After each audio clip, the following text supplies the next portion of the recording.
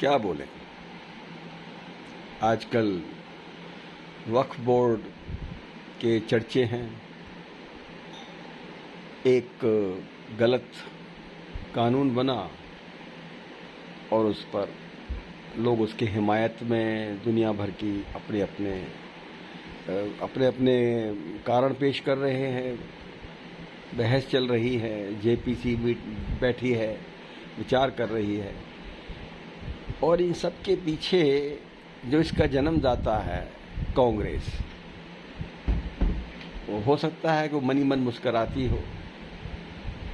कभी कभी मैं सोचता हूँ कि क्या नरसिम्हा राव कठपुतली प्रधानमंत्री थे, मनमोहन सिंह कठपुतली प्रधानमंत्री थे, और क्या वो सोनिया गांधी वास्तव में महारानी हेलेना थी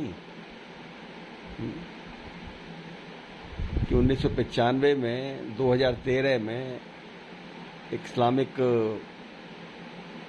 वक्फ बोर्ड कानून को रूप दिया, एक जहां वे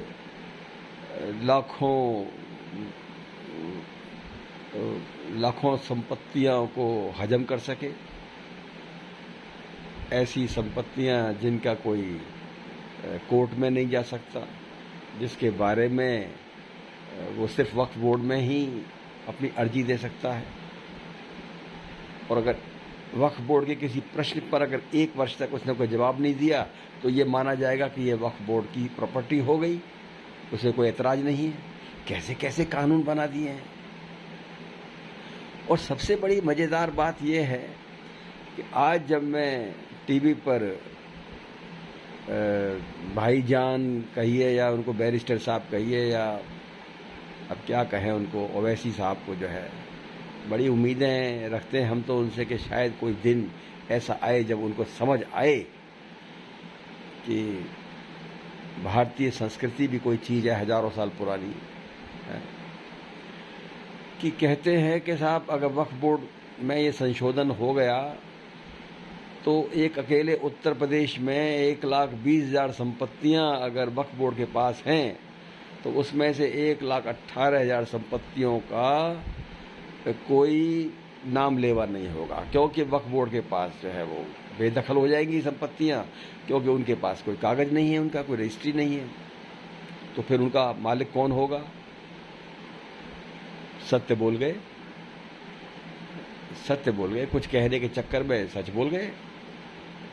कहने का मतलब यह है। और सबसे बड़ी बात यह है कि हमने पढ़ा और लोगों से सुना कि किसी भी इस्लामिक मुल्क में कहीं भी ये वक्फ बोर्ड जैसी कोई चीज़ है ही नहीं कोई।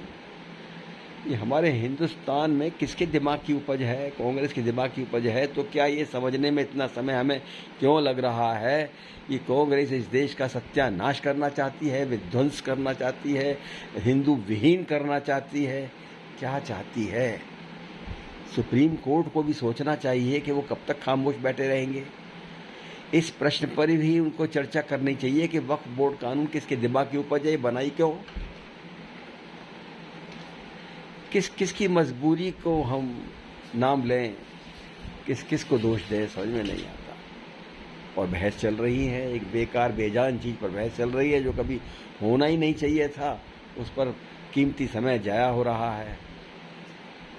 और लोग, कांग्रेस आज भी चुनाव के मैदान में है, रेस में है।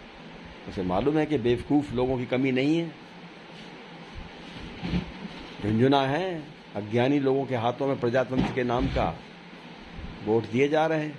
कल को कोई नेहरू, खानी, गांधी नाम का कोई बंदा भी नहीं होगा, तब भी दूसरे कांग्रेस के हाथ पर वोट देते रहेंगे। तो ये हाल है, दीवानगी की हद कहें इसको या मूर्खता की हद कहें, अपनी समझ से परे है। तो भाई लोगों, ये विचित्र देश है, विचित्र कानून है, विचित्र राजनीतिक पार्टियां हैं। यहाँ की राजनीतिक सुधार वो चाहती नहीं है, विध्वंस और विध्वंस। जय श्री राम।